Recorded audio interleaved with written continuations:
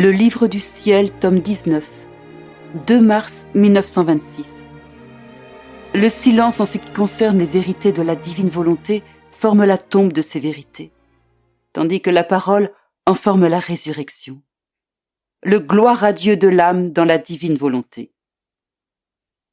J'étais oppressée et ressentais tant de répugnance à ouvrir mon âme à manifester ce que mon bienheureux Jésus me disait, que je serais plutôt restée muette à jamais, de sorte que rien ne serait plus jamais connu.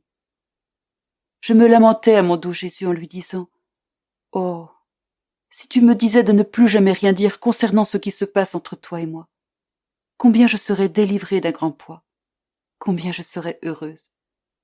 Ne vois-tu pas ma grande répugnance et les efforts que je dois faire ?» Mais comme je disais cela, mon toujours aimable Jésus, se manifestant en moi, me dit « Ma fille, voudrais-tu enterrer la lumière, la grâce, la vérité, et préparer ainsi la tombe pour ton Jésus ?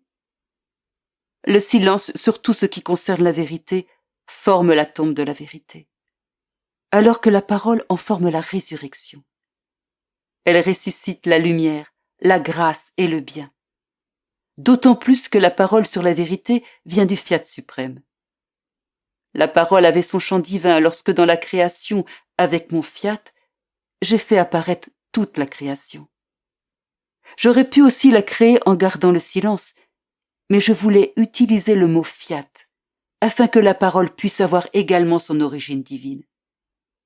Et comme elle aurait la puissance créative, tous ceux qui l'utiliseraient pour manifester ce qui m'appartient auraient le pouvoir de communiquer ces vérités à tous ceux qui auraient le bonheur de l'entendre.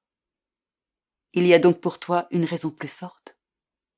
En fait, étant donné que la majeure partie de tout ce que je te dis concerne ma volonté suprême, ce n'est pas seulement la parole originelle, mais le fiat lui-même qui, entrant à nouveau dans le champ de la création, veut faire connaître les biens immenses que contient ma volonté. Et elle communique tant de puissance à tout ce que je manifeste sur elle, que cela suffit à former la nouvelle création de ma volonté dans les âmes. Est-ce là tout l'amour que tu as pour moi, que par ton silence tu veuilles former la tombe de ma volonté ? J'étais plus effrayée et plus affligée qu'avant, et je priais Jésus de m'accorder la grâce d'accomplir sa très sainte volonté. Et mon bien-aimé Jésus, comme s'il voulait me réconforter, sortit de mon intérieur, et me serrant très fort contre son très saint cœur, infusa en moi une force nouvelle. À ce moment, les cieux se sont ouverts, et je les ai tous entendus dire en chœur « Gloire au Père, au Fils et au Saint-Esprit ». Je ne sais pas comment, mais ce fut mon tour de répondre.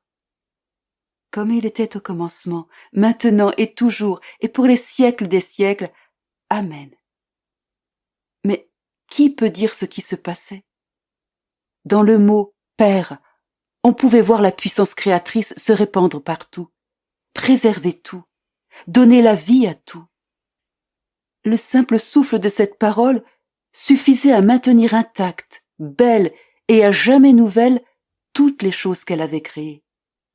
Dans le mot « Fils », on pouvait voir toutes les œuvres du Verbe, renouvelées, ordonnées, et toutes dans l'acte de remplir le ciel et la terre afin de se donner pour le bien des créatures. Dans le mot Saint-Esprit, on pouvait voir toutes choses investies d'un amour parlant, opérant et vivifiant. Mais qui pourra tout dire ? Je sentais mon pauvre esprit immergé dans les béatitudes éternelles, et mon adorable Jésus, voulant me rappeler à lui, me dit « Ma fille, sais-tu pourquoi c'était ton tour de dire la deuxième partie du gloire au Père ? Comme ma volonté est en toi, il t'appartenait d'apporter la terre au ciel afin de donner au nom de tous, de concert avec la cour céleste, cette gloire qui ne finira jamais, pour les siècles des siècles. Les choses éternelles qui ne finissent jamais ne se trouvent que dans ma volonté. Et l'âme qui la possède est en communication avec le ciel. Cette âme participe à tout ce qui se fait dans les célestes régions, et elle est comme en acte avec les bienheureux célestes. Ma fille, Voudrais-tu enterrer la lumière, la grâce, la vérité, et préparer ainsi la tombe pour ton Jésus? Le silence sur tout ce qui concerne la vérité forme la tombe de la vérité, alors que la parole en forme la résurrection. Elle ressuscite la lumière, la grâce et le bien. D'autant plus que la parole sur la vérité vient du Fiat suprême. La parole avait son chant divin lorsque dans la création, avec mon Fiat, j'ai fait apparaître toute la création. J'aurais pu aussi la créer en gardant le silence, mais je voulais utiliser le mot Fiat, afin que la parole puisse avoir également son origine divine. Et comme elle aurait la puissance créative, tous ceux qui l'utiliseraient pour manifester ce qui m'appartient auraient le pouvoir de communiquer ces vérités à tous ceux qui auraient le bonheur de l'entendre. Il y a donc pour toi une raison plus forte.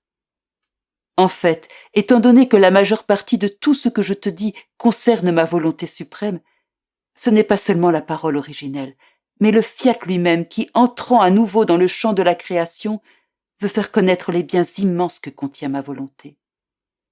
Et elle communique tant de puissance à tout ce que je manifeste sur elle, que cela suffit à former la nouvelle création de ma volonté dans les âmes. Est-ce là tout l'amour que tu as pour moi, que par ton silence tu veuilles former la tombe de ma volonté?